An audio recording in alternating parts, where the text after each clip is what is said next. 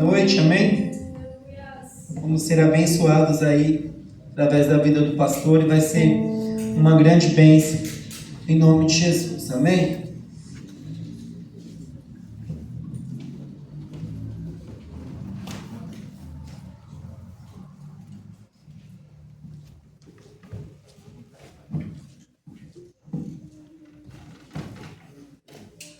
Glória a Deus. Saúdo a cada um e a todos com a paz do Senhor Jesus. Amém. Vamos abrir a nossa Bíblia no livro do profeta Daniel, capítulo 10, versículo 12. Louvado seja o nome do Senhor, nos concede mais uma oportunidade de estar aqui buscando a presença do Senhor, buscando conhecimento, buscando intimidade com o Senhor. Profeta Daniel, capítulo 10, versículo 12.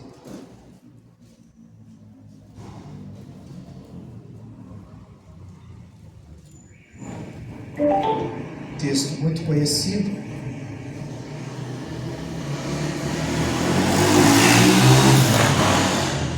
Bem, amados, vou estar fazendo a leitura. Daniel, capítulo 10, versículo 12. E me disse então Daniel: não temas, porque desde o primeiro dia em que aplicaste o teu coração a entender, a te humilhar na presença do teu Deus, foram ouvidas as tuas palavras, e eu vim por causa das tuas palavras. O 13. Mas o príncipe do reino da Pérsia resistiu contra mim por 21 dias, e eis que Miguel, um dos principais príncipes, veio para me ajudar, e eu fiquei ali com os reis da Pérsia. Bem, você pode ir tomar o vosso assento. Louvado seja o nome do Senhor. Livro do profeta Daniel, muito conhecido.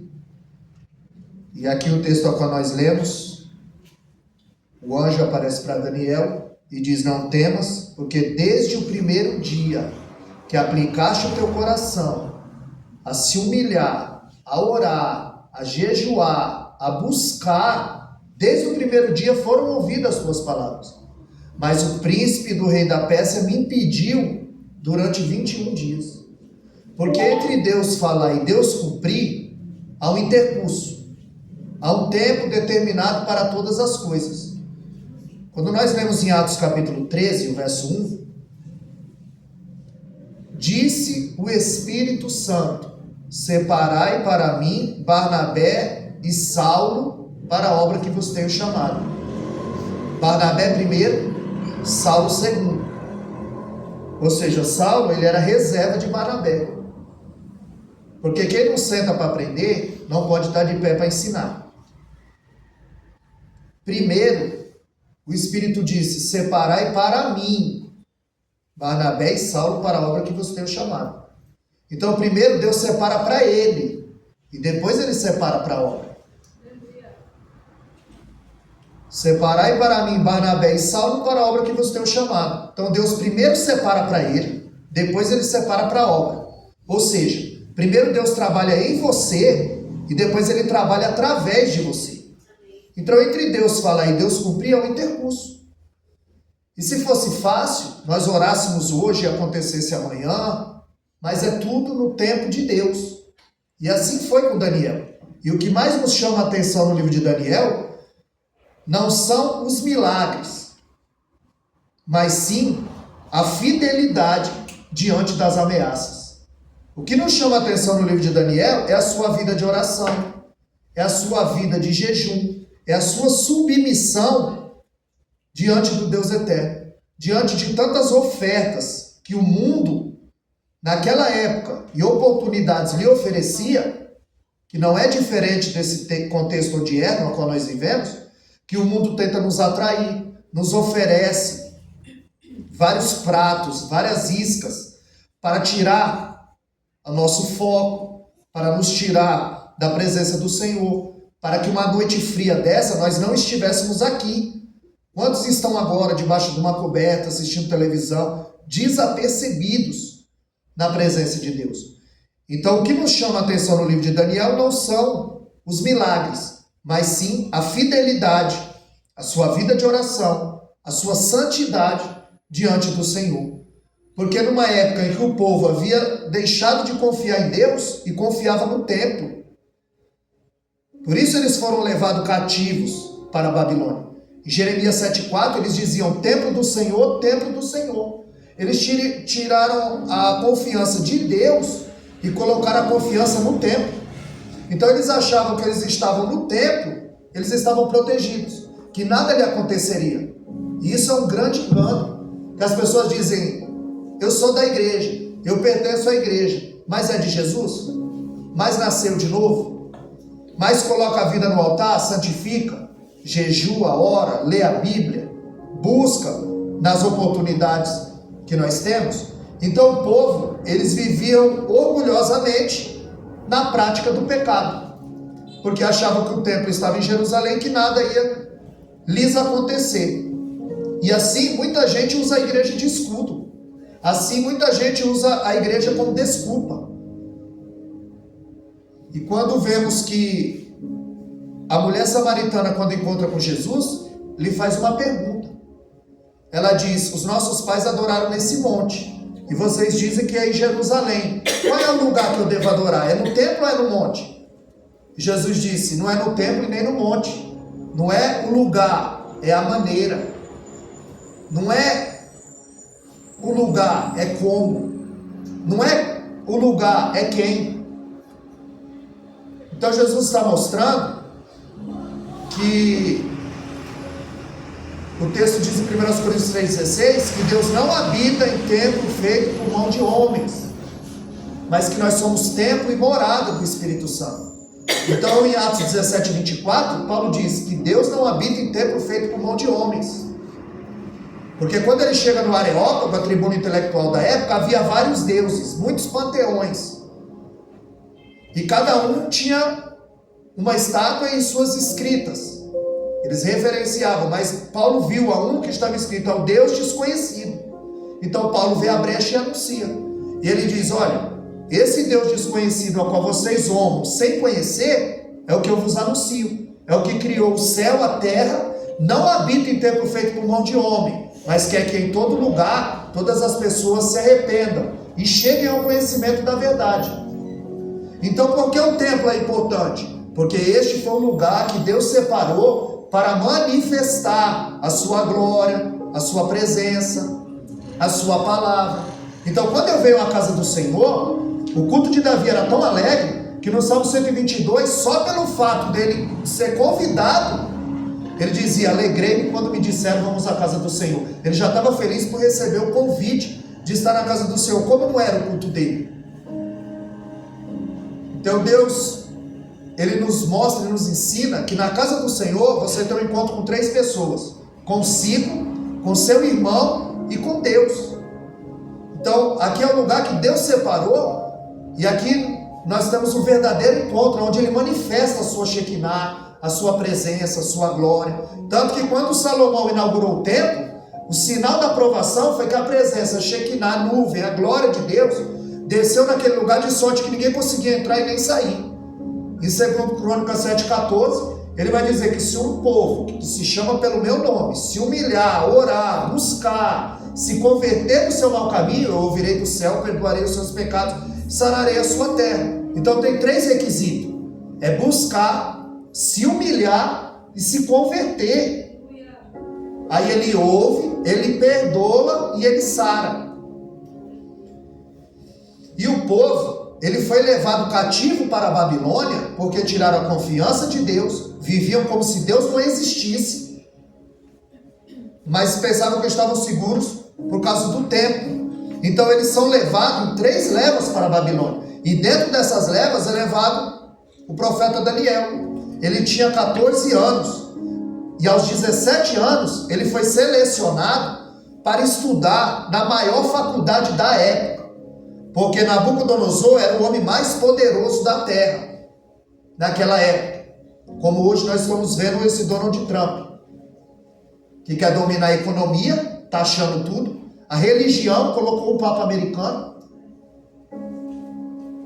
E ele domina a política. Então o cenário está montado. Nessa época, esse homem poderoso era o Nabucodonosor, que ele vinha varrendo todas as cidades. Ele vinha varrendo, ele vinha destruindo todas as nações. Então esse era o império que Deus ia usar para punir a nação de Israel, porque eles viviam como se Deus não existisse. Como no tempo de Juízes, a Bíblia diz que cada um se desviava pelo seu caminho e faziam o que parecia reto aos seus olhos. Eles não tinham liderança, eles não tinham ninguém para prestar conta. E Daniel, ele tinha tudo para se corromper. Daniel, ele tinha tudo para deixar sua fé de lado. Ele tinha tudo para deixar o seu passado, o seu povo, o cativeiro. Porque ele estava sendo bombardeado com muitas informações e ele foi qualificado a estudar na maior faculdade da época, que era da Babilônia. E a promessa era de sucesso. A promessa era de bom emprego. A promessa era de estabilidade. Ou seja, ele estava tendo a oportunidade que todos queriam. Mas ele entendeu que para Deus usar, que para Deus atender, precisa haver uma renúncia. Porque não é por ordem de chegada, é por ordem de renúncia. É você renunciar agora a tua cama quente para estar aqui. É você renunciar agora o chocolate quente para estar aqui. E Deus contempla toda essa renúncia que nós fazemos para estar aqui na casa do Senhor. Buscando a sua face, buscando conhecimento, buscando o que só Ele pode nos oferecer e nos ensinar. Ele tinha tudo para se corromper, mas ele entendeu que é renúncia. Você lembra quando Tiago e João chegaram diante de Jesus e disseram: olha, nós queremos te fazer um pedido. No teu reino, faça que eu me sente à direita e o meu irmão à tua esquerda. Jesus disse: vocês podem beber o cálice que eu bebo? Porque vocês só estão enxergando o trono, vocês só estão enxergando a glória, vocês só estão enxergando a coroa. Mas não é por ordem de chegada, não é porque vocês são do ciclo íntimo que vocês têm a proeminência, a primazia. Não, porque aqui é por ordem de renúncia, não é por ordem de chegada. Então, quanto mais se renuncia, mais de Deus você tem. Quanto mais você renuncia, mais Deus te dá. Quando eu leio aos Hebreus 11:24, a Bíblia diz que Moisés, ele se recusou a ser chamado filho da filha de Faraó. Moisés, ele foi treinado para ser o próximo Faraó. Ele tinha duas nacionalidades, hebreu e egípcia, falava duas línguas. Tanto que Atos 7:22, no sermão de Estevão, ele diz que Moisés, ele foi instruído em toda a ciência do Egito.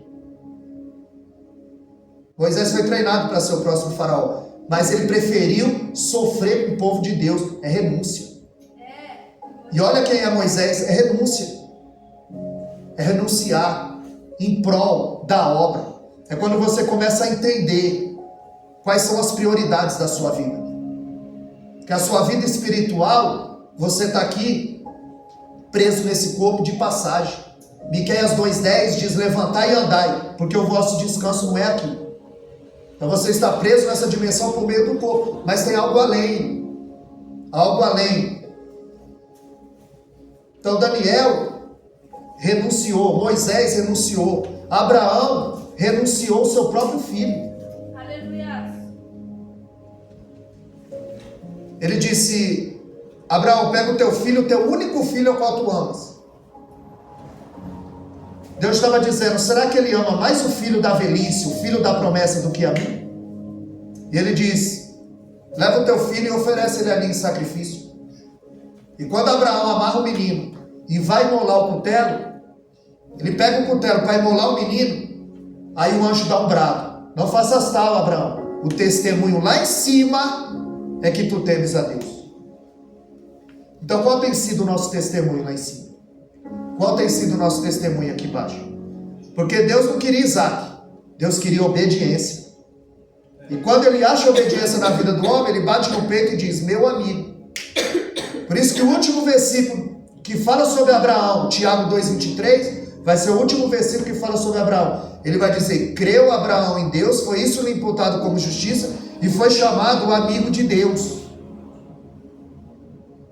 Essa palavra imputado significa depositar na conta de alguém. Abraão estava falido, com a conta zerada, mas a partir do momento que ele ofereceu o seu filho, Deus depositou na conta dele fé, engrandeceu o nome dele.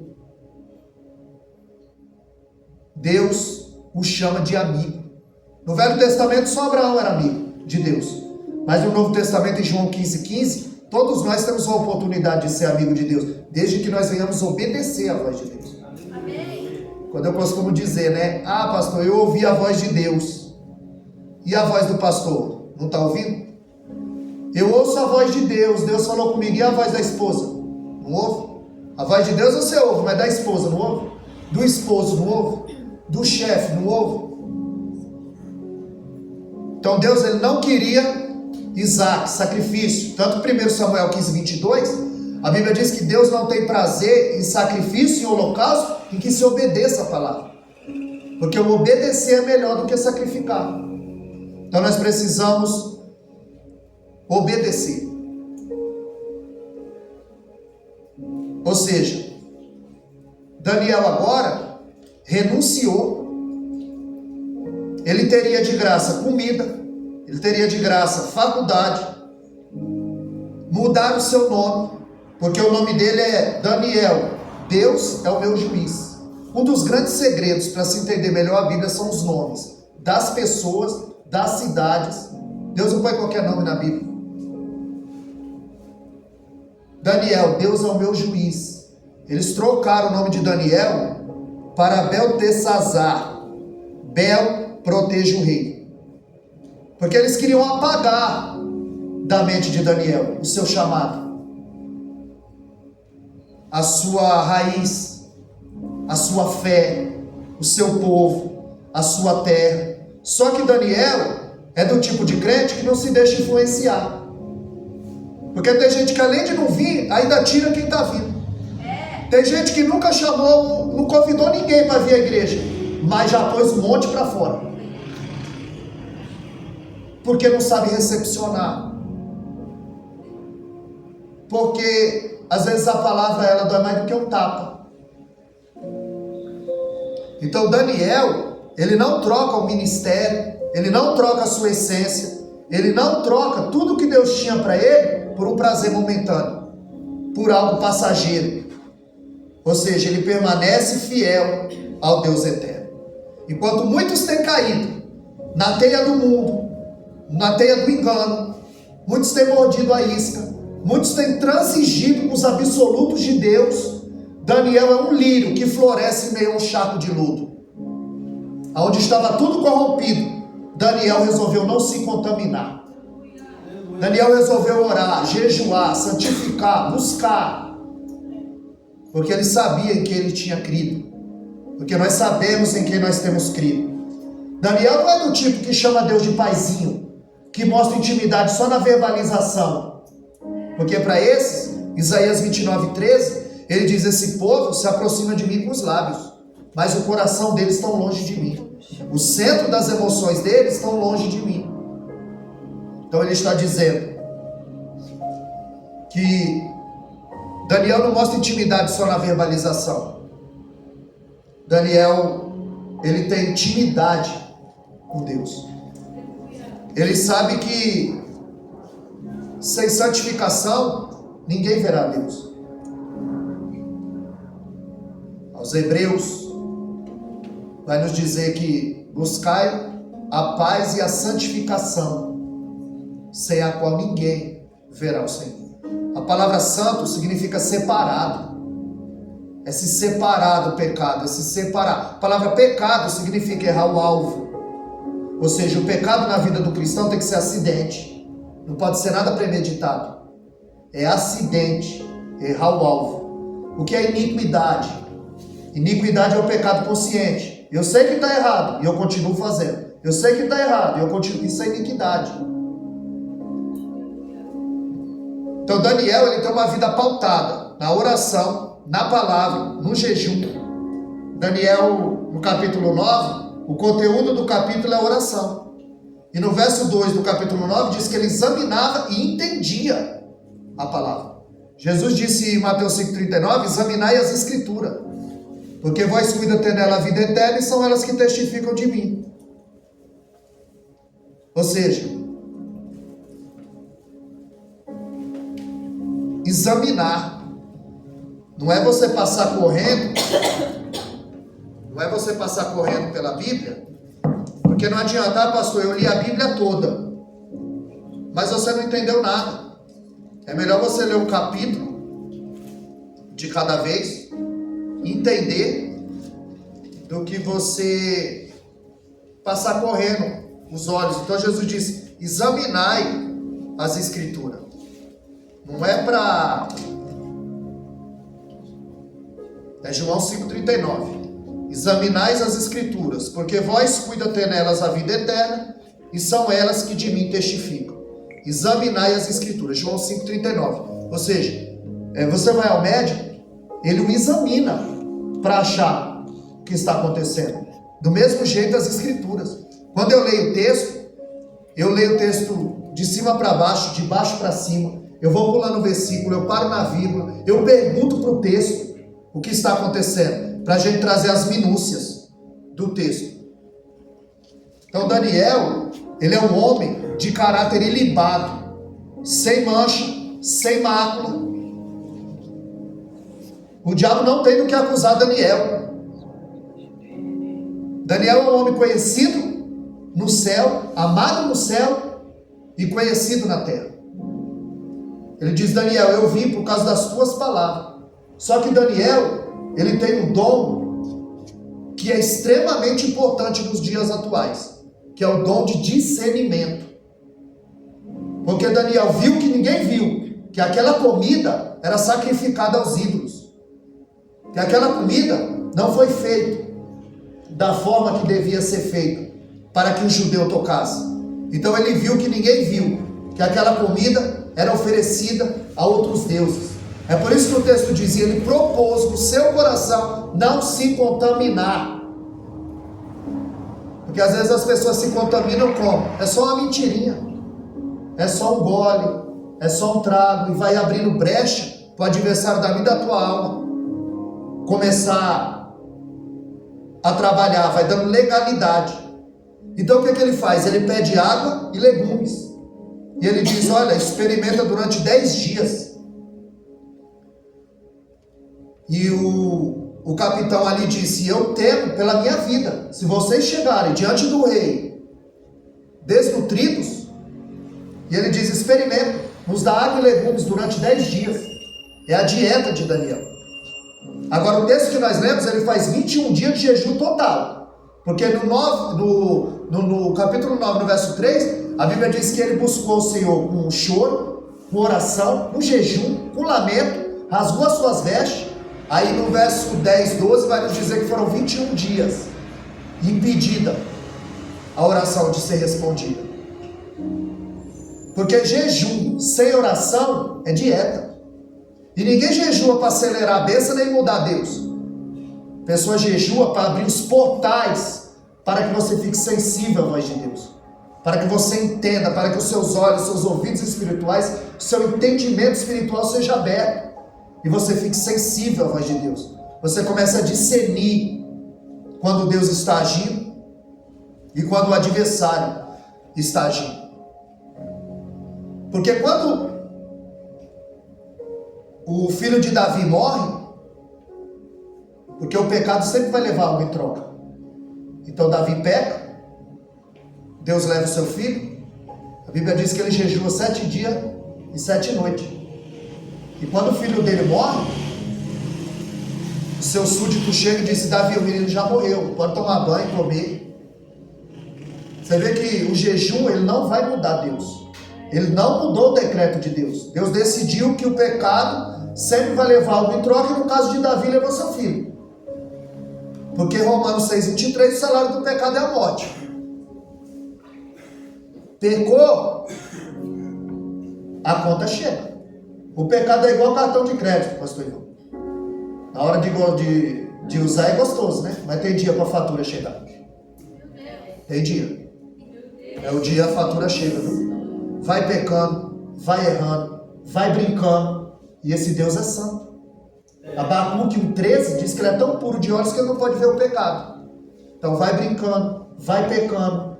Iniquidade, eu sei que é pecado, eu continuo. É igual cartão de crédito. Na hora de usar é gostoso, mas tem dia para a fatura chegar.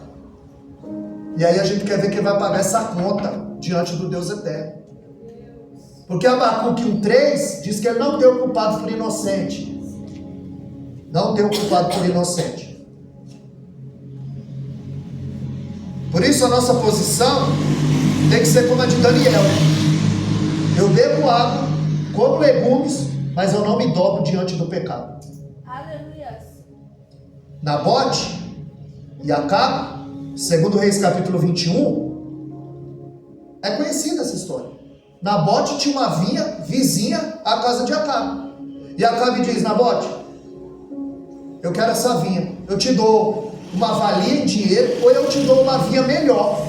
Se ele tem uma vinha melhor, para que ele quer a vinha de Nabote? É porque a inveja, ela foca em pessoas, e a cobiça, ela foca em coisas. E ele queria porque queria a vinha de Nabote. E Nabote diz: Deus me guarde eu vender a herança do meu pai. Porque dentro de Israel havia uma lei que não podia vender a herança do pai. Então ele disse: Deus me guarde eu vender a herança do meu pai. Acabe vai para casa, está chateado, não quer comer. Jezabel, a mais perversa da Bíblia, a mulher mais perversa, chega e diz: que houve, Acabe? Ele disse: é esse crente, ele não quer vender a vinha para mim. Ela disse: descansa, come, bebe, porque eu vou te dar a vinha de Nabote. Ela foge, uma mentira. E Nabote, ele é morto e apedrejado, mas ele não vende a vinha. Porque Acabe, aí, é o adversário da vida da tua alma. Nabote, eu e você. E a vinha é a salvação. E do jeito que Acabe está de olho na vinha de Nabote, o adversário está de olho na tua salvação. Só que a nossa posição tem que ser como a de Nabote. Não troco a vinha, não vendo a vinha, não empresto a vinha, não negocio a vinha, porque a vinha é a herança do meu pai. Então Deus me confiou uma herança.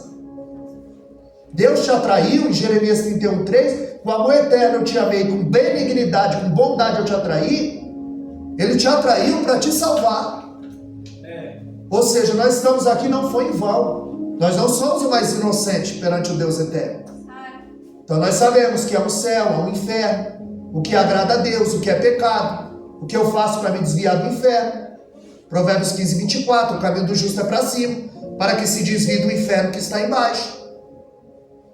Porque o inferno não é falácia, não é mentira, não é utopia. O inferno é verdade. Uma falácia é uma mentira que parece verdade. E o Salmo 9,17 diz que o inferno está preparado para os ímpios e para todas as pessoas que se esquecem de Deus. Provérbios 16,4, ele fez todas as coisas para o seu fim, o ímpio para o dia do mal. Então Daniel, ele come água, ele come legumes e bebe água, mas ele não se dobra diante do pecado. Nabote não vende a vinha, não negocia a herança do pai dele. Assim devemos ser nós. Assim foi Daniel. Daniel 2,19, a Bíblia diz que o rei teve um sonho. E ele chama os magos, os sátrapas, todo mundo, para que eles decifrassem o sonho do rei. Mas não era: eu vou te contar o sonho e você interpreta. Ele quer saber o que ele sonhou. Quando você analisa o texto de forma aprofundada, você vai perceber que o rei quer saber o que ele sonhou e a interpretação do sonho. Uma coisa é eu te contar o sonho e você interpretar, outra coisa é eu ter que adivinhar o que você sonhou e o que significa. E como ninguém que estudava na faculdade conseguiu decifrar, o rei enfureceu e disse que ia matar todo mundo. Só que Daniel, ele está entre os sábios da Babilônia. Porque foi achado nele, em Misael, Ananias e Azarias, e Daniel foi achado nele um espírito excelente. Geralmente a gente come legume para emagrecer. Do jejum de Deus é diferente. Daniel come legume e está mais corado, mais gordo, mais apresentável do que os outros. E ali, o rei viu que eles eram 10 vezes mais sábios do que os próprios da Babilônia. E os colocaram entre os sábios. E quando ele soltou o decreto que todos morreriam se não soubesse o sonho, Daniel pede alguns dias. E ele entra em oração, junto com Misael, Ananias e Azarias. O nome deles é Misael, Ananias e Azarias. Não é Sadraque, Mesaque e Abednego. Sadraque, Mesaque e Abednego foram o nome que eles colocaram na Babilônia. Porque o diabo gosta de rotular as pessoas. Apelido. Deus não, Deus nos chama pelo nome. Deus nos conhece pelo nome. E ele está embriagado pelo poder. Ele quer saber o que ele sonhou, no caso do Nabucodonosor. Daniel entra em oração. E Daniel 2:22, ele vai dizer, ele revela o profundo e o escondido. Conhece o que está em trevas, e com ele mora a luz. Daniel sabe que Deus vai revelar o profundo e o escondido. Ele conhece quem está em treva e com ele mora a luz. E Deus decifra para ele qual é o sonho. E quando ele é chamado novamente diante do rei, ele vai dizer, olha, o rei sonhou com uma estátua enorme, a cabeça era de ouro, os braços eram de bronze, né, os pés de latão. Ele vai descrevendo vários reinos. E a cabeça de ouro era o rei. Era quem estava dominando o mundo na época. Só que ele estava embriagado pelo poder. Ele não queria ser só a cabeça de ouro. Ele queria ser a estátua toda de ouro. Ele queria dominar. Para ele não bastava ser só rei dos reis. Ele queria ser adorado como Deus. Não bastava ser só o rei da terra. Ele queria ser adorado como Deus. E ele manda levantar uma estátua de ouro. E quando tocasse o pífaro, a trombeta, o cântaro, quem não se dobrasse diante da estátua, seria jogado numa fornalha 7 vezes aquecida. Só que ali havia Ananias, Misael e Azarias, que também propuseram no seu coração não se contaminar, não se dobrar diante de ídolos. E as pessoas hoje, elas têm levantado vários ídolos na sua vida e colocaram na frente do Senhor, aonde Deus já não é mais a prioridade. Só que eles resolveram não se contaminar. A sentença estava lavrada. E quando tocou, eles não se dobraram. Eles não se dobraram. Então os levaram até o rei e disseram, olha, esses 3 não se dobraram quando foi tocada a trombeta, o pífaro, o cântaro. E eles disseram, você não respeita o rei? Pois vocês vão ser jogados na fornalha, manda aquecer 7 vezes mais.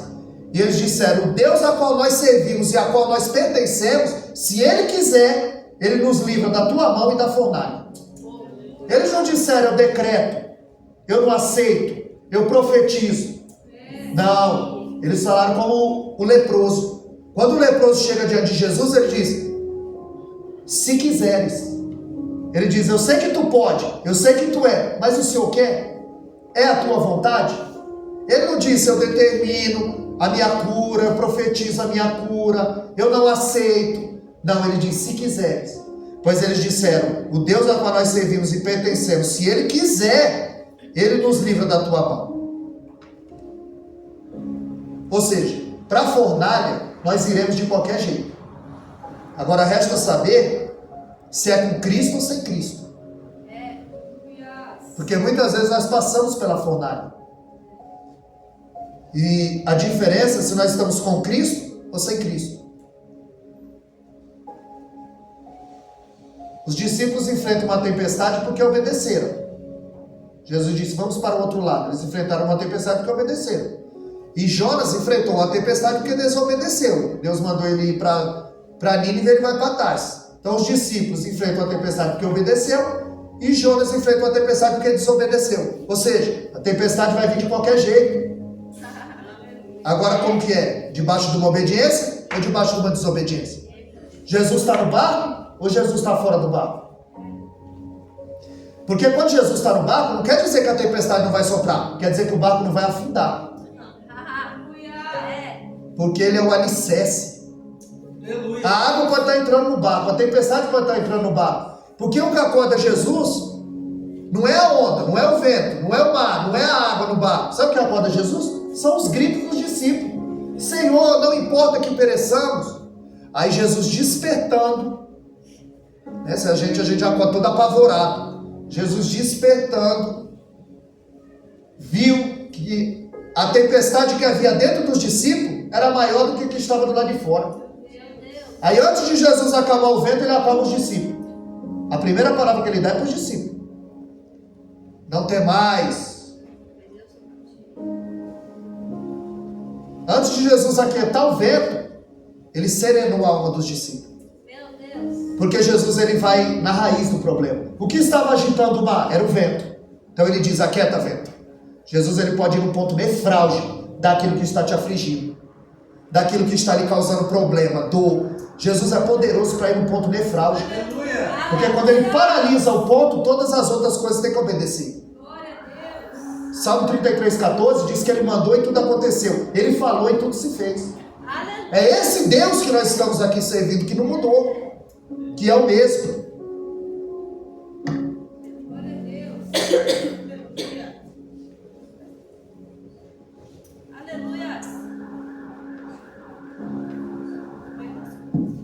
Ou seja, Deus não os livrou da fornalha, os livrou na fornalha. Deus não livrou Daniel da cova, livrou na cova. Deus não livrou Paulo de ser picado pela serpente, o livrou do veneno. Está entendendo? Que a tempestade, a fornalha, a prova, o vento, ele vai vir de qualquer jeito. Porque obedece e porque desobedece. Mas quando ele está no barco, ele acalma. Ele nos dá confiança.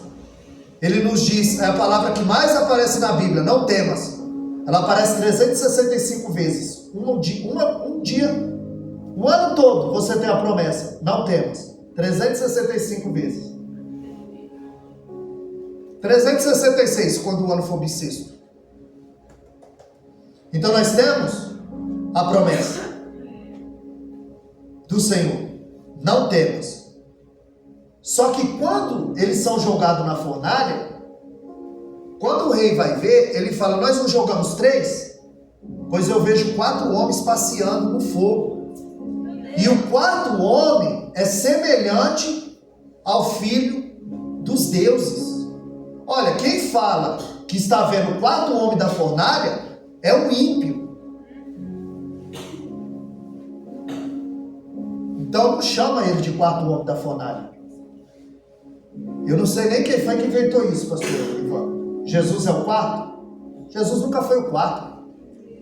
Jesus sempre foi o primeiro, primogênito dos mortos, a primazia dos que dormem, um filho unigênito, único.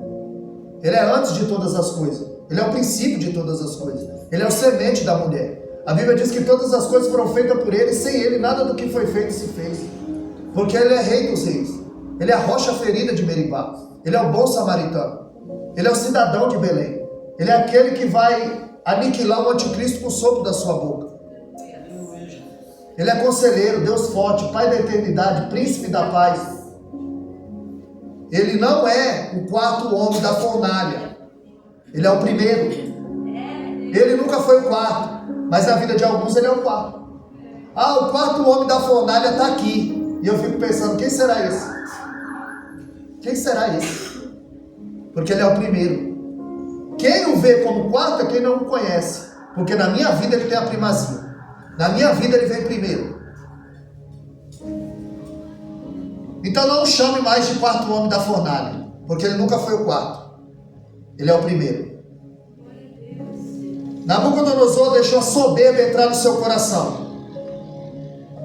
E ele foi acometido de uma doença chamada licantropia. É quando o homem tem comportamento de animal. Até hoje tem, viu? As pessoas que se comportam como animais. Pensa que é um animal. Foi isso que ele sofreu, de licantropia. Ele achava que era um animal. Ele passa 7 anos. Cresceu pelo, unha. Ele foi para o sereno comer capim. Porque é Deus que abate, É Deus que exalta, é Deus que empobrece, é Deus que enriquece, é Deus que faz subir a sepultura, é Deus que faz descer a sepultura, é Deus que dá vida, é Deus que tira a vida. No capítulo 1 ela chora, no capítulo 2 ela canta, e ela canta isso aqui. 1 Samuel 2, a partir do verso 6. Que é Ele que abate, exalta, empobrece, enriquece, faz descer a sepultura, faz subir a sepultura. Ou seja, é Deus que remove reis, reinos. É Deus que exalta, que levanta, que chama, que capacita, que usa. A gente tem que ter essa consciência que é Deus. E João 15,5 ele diz: sem mim nada podeis fazer. Se não for eu na tua vida, não adianta. Moisés entendeu e disse: se o Senhor não for, não me faça sair daqui. Sem a tua presença eu não vou. Então, o que Deus fez? Por causa da soberba, ele tirou Nabucodonosor do trono e colocou no pasto. E por causa da humildade de Davi, ele tira Davi do pasto e coloca no trono. Porque é Deus que tira, que remove, que faz, que acontece. Tira Nabucodonosor do trono e põe no pasto. Tira Davi do pasto e coloca no trono. Então Daniel é alguém que ele vem galgando dentro do Império Babilônico. Nabucodonosor morre e o seu filho Belsazar assume. E ele faz um banquete. Ele chama 1000 dos grandes e já embriagado, ele manda trazer os vasos da casa de Deus, a qual seu pai Nabucodonosor tinha trazido, porque o rei Ezequias, ele teve medo, porque quando Nabucodonosor marchou contra Jerusalém, só o palácio de Nabucodonosor era 20 vezes maior do que Israel. Ele tremeu, ele abriu a porta do palácio, eles entraram lá e levaram tudo que tinha, e levaram os vasos do Senhor. E Belsazar, Nabucodonosor era morto, Belsazar embriagado, manda pegar os vasos e começa a beber nos vasos, começa a tocar nos vasos que o pai dele tinha trazido. E no alto da bebedeira, a Bíblia diz que aparece uma mão escrevendo na estucada da parede. E a Bíblia me diz que o rei se perturbou, o joelho batia um no outro, e ele manda chamar os sábios, os entendidos, todos. Ninguém conseguia decifrar o escrito na parede. A rainha chega e diz: tem um aí que o Espírito dos deuses está sobre ele. Olha o que é o testemunho, hein? Amado no céu, conhecido na terra. Ela diz: olha, ele não faz parte do teu reino, mas ele era do reino do teu pai. Aí Belsazar falou: manda chamar. Quando Daniel chega, ele diz: ei, eu ouvi falar que sobre ti está o Espírito dos deuses, e que você sabe interpretar. Ele falou: eu não, o Deus a qual eu sirvo. Ele não toma os lauréis, a glória para ele. Ele sempre exalta o nome do Senhor. Eu não, o Senhor. E esse sim fará saber a interpretação. Aí ele falou: olha só, se você decifrar o que está escrito aí, você vai ser vestido de púrpura, eu vou colocar uma cadeia de ouro no seu pescoço, e você vai ser o terceiro dominador do meu império. E ele disse assim: faz o seguinte, esse teus presentes aí você dá para outro, porque eu não sou funcionário do rei, eu sou crente. Você dá teus presentes para outro, porque o favor de Deus não se alcança por dinheiro. Às vezes as pessoas ficam pensando, né, que comprou a bênção. E Daniel falou: não, esses teus presentes aí você dá para outro. Aí ele falou: mas você sabe o que está escrito aí?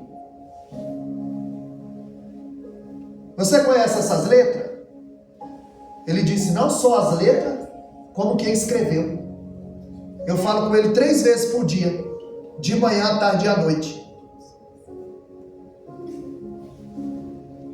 E o que está escrito aí?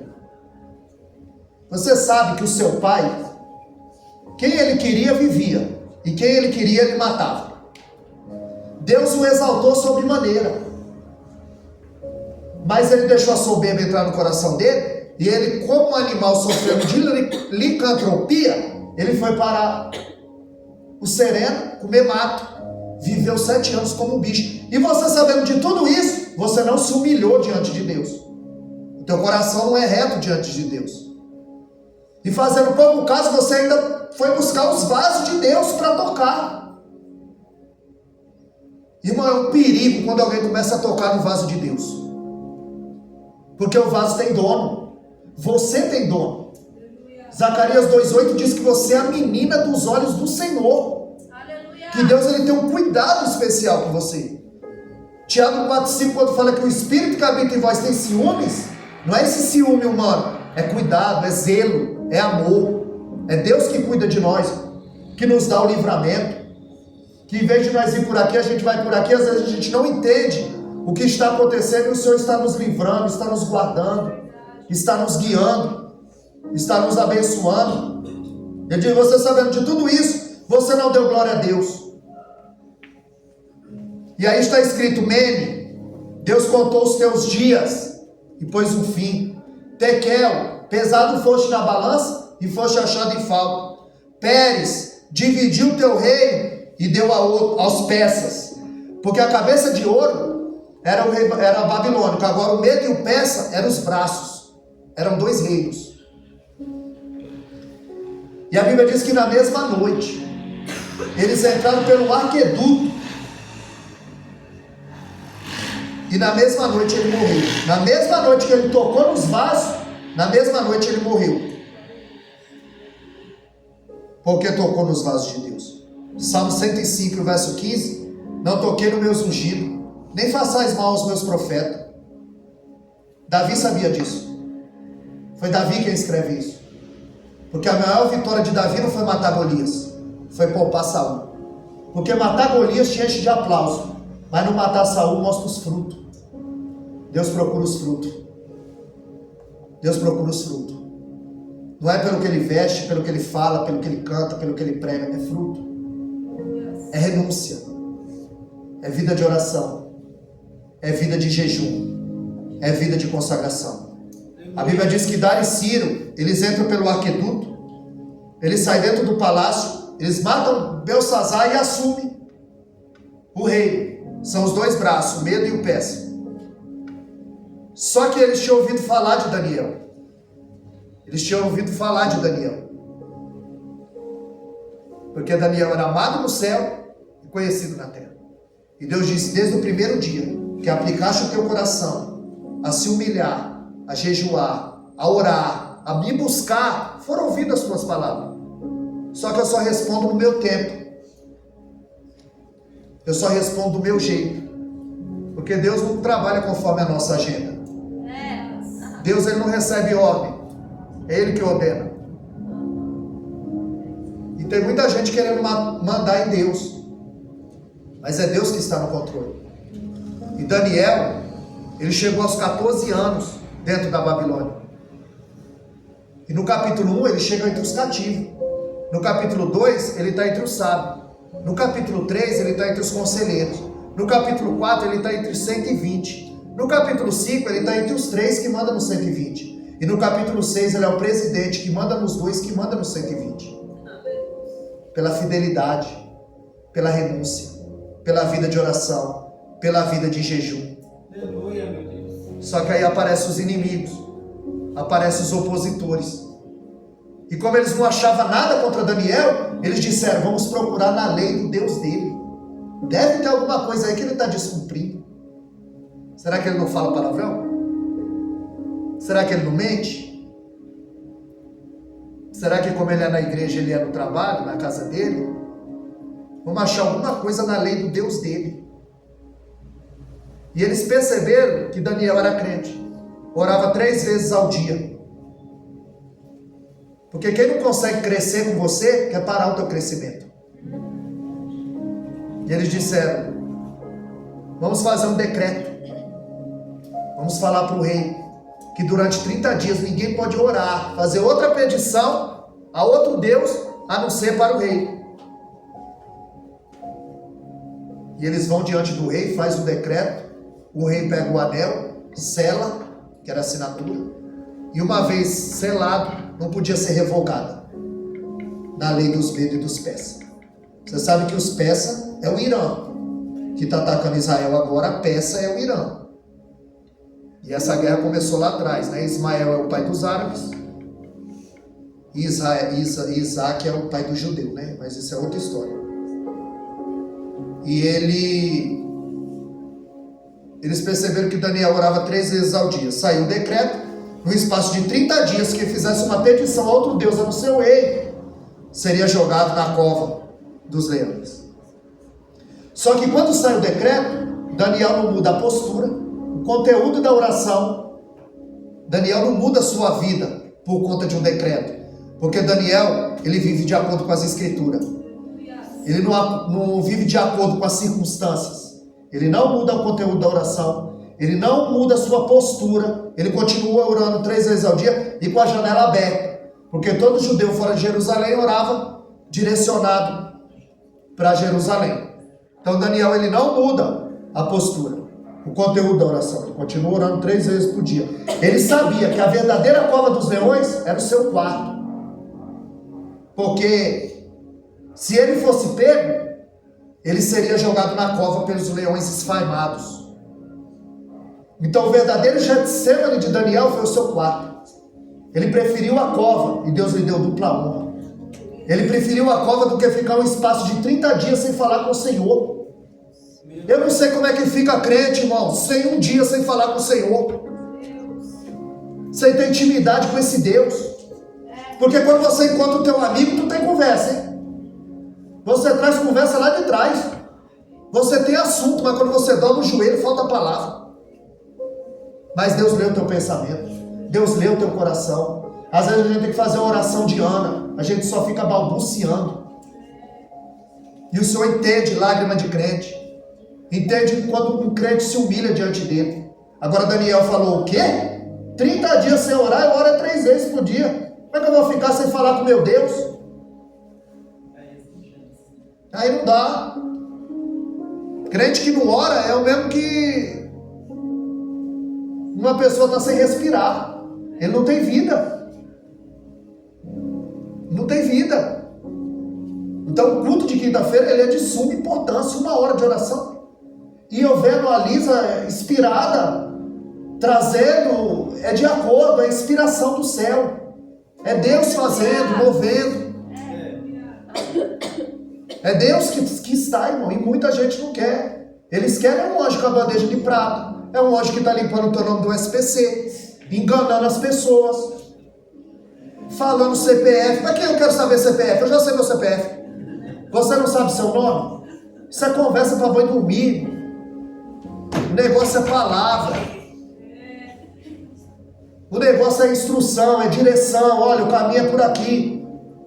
Olha, eu estou aqui em dúvida, qual é a decisão que eu devo tomar? Aí eu procuro alguém que tem uma palavra, um conselho. Você sabe que profeta na Bíblia, não é esse que te diga, esse que te fala. Profeta na Bíblia era alguém que tinha um conselho de Deus. Aleluia. É por isso que Davi tinha Natã. É por isso que Salomão tinha Gedidias. Todo profeta, o rei Ezequias, ele tinha um Isaías. Todo profeta tinha um conselheiro. O rei Jorão tinha um Eliseu. Todo profeta tinha um conselheiro. Deus ele coloca conselheiros, porque ninguém faz a obra do Senhor sozinho. É por isso que Josué tinha um Moisés. É por isso que Elias tinha um Eliseu. Por isso que Timóteo tinha um Paulo. Pedro tinha um Jesus. Paulo tinha um Gamaliel. E nós quem temos? Com quem nos aconselhamos? A Eva ouviu a serpente e morreu. Lázaro ouviu o cordeiro e reviveu. O que nós temos ouvido? Tem gerado vida ou tem gerado morte? Se nós pudéssemos comer as nossas palavras, nós seríamos nutridos ou seríamos envenenados?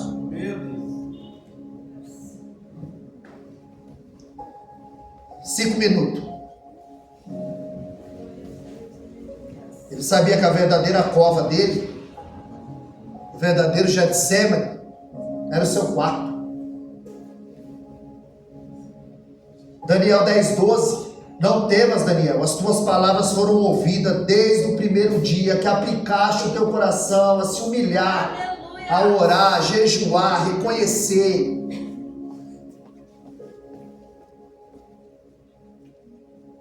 Só que o rei, ele fez de tudo para livrar Daniel, porque ele sabia que Daniel era inocente.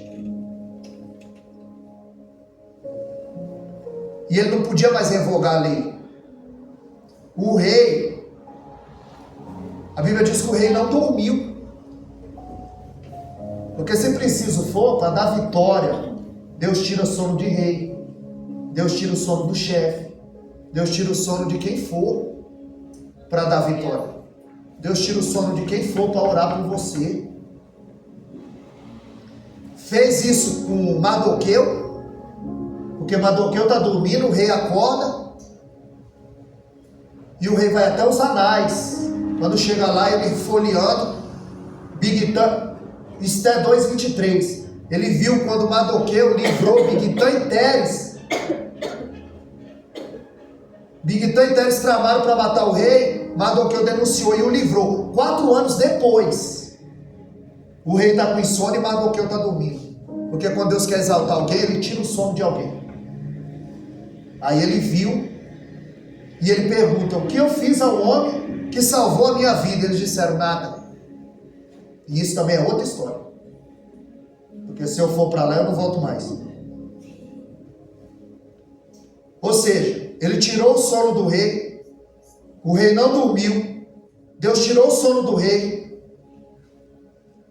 e logo cedo o rei vai até a cova. Quando ele coloca a cara na cova, ele diz: Daniel, o Deus a qual tu serves continuamente, talvez possa ter te livrado da boca do leão.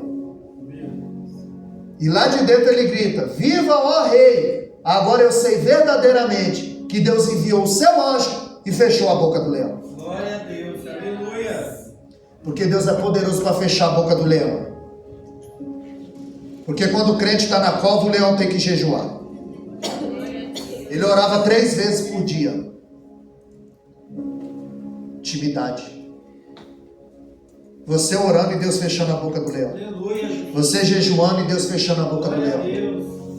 Aí 1 Pedro 5,8 ele diz: sede sobre vigilante, porque o diabo, vosso adversário, ele anda ao redor, bramando igual leão, buscando a quem possa tragar.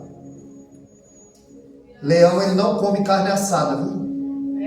Você já viu o leão comer carne assada? Não é carne crua? Pois é, o leão adora um crente cru. O crente que não ora, o crente que não jejua, o crente que não lê Bíblia. Isso é o crente cru. O leão gosta de crente cru. Agora o crente que ora, jejua, lê, busca. O dia é o culto, quinta e domingo? Quinta e domingo é meu compromisso, acabou. Eu não vou negociar os absolutos de Deus. Aleluia. A minha prioridade é o Senhor. Para que você seja a prioridade dele, ele precisa ser a sua. Ele diz: eu estou contigo enquanto tu está comigo. Se me deixar, certamente eu vos deixarei. Então o crente que tem compromisso é assim. Ele ora, ele jejua, busca, se humilha, se converte, tem prazer de estar na casa do Senhor. Ainda falei para minha esposa ontem: eu tenho prazer de estar na casa do Senhor. Se eu pudesse, eu morava lá. Não tem lugar melhor. O nosso espírito, ele almeja por isso. Todo homem tem um vazio dentro do peito do tamanho de Deus, que só Deus pode preencher. É onde ele manifesta a sua glória, é onde ele manda a sua palavra, é onde nós temos a verdadeira comunhão, onde nós deixamos tudo lá fora e nos derramamos aqui aos pés do Senhor. E o Senhor vai trabalhando em nosso favor. O Senhor vai nos enchendo com a sua presença. Para ao falar, por mais simples que seja, essa palavra venha como um exímio flecheiro. Ela vem acertar o alvo. Porque nós não podemos errar o alvo. Então Deus, ele quer colocar na nossa boca uma palavra de ânimo, de conforto, de salvação. Amém, amados? Deus os abençoe. Muito precioso esse tempo que estamos aqui meditando sobre a palavra do Senhor. Eu também aprendo muito, porque muita coisa Deus vai dando na hora, e isso é uma coisa que ninguém vai tirar da gente, a sabedoria. Como agir. Crente que não conhece a palavra é presa fácil. No campo de batalha ele é aliciado facilmente. E na primeira investida do adversário ele tomba, porque ele não vem para o ensinamento. Então quando o vento sopra, ele não sabe nem que Jesus está no barco. Ele não sabe nem que a tempestade vai vir. Ele obedecendo ou desobedecendo, ela vai vir. Ele vai ser jogado na fornalha de todo jeito. Em Jó 2:3, Deus disse para Satanás: viste o meu servo Jó? Tu o intentaste sem causa, mas ele continua reto, íntegro, fiel e se desviando do mal. E nós vamos continuar nessa fé, marchando. Nós vamos continuar reto. Uma pessoa reta que não faz curva. É o que ela é diante de Deus e diante dos homens. Essa é uma pessoa íntegra. É o que ela é na frente das pessoas e o que ela é dentro de casa. Uma pessoa que se desvia do mal. Crente, se desvia do pecado. Então que nós possamos sair daqui alimentados por essa palavra nessa noite. Amém, amados? Que Deus abençoe. Agradeço a palavra.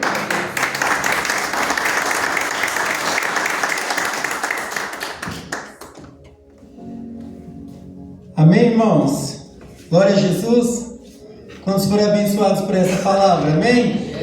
Por esse estudo. Queremos mais vezes o pastor Huerto aqui, amém? Amém? Temos boas novas. O pastor Huerto ele vai fazer parte da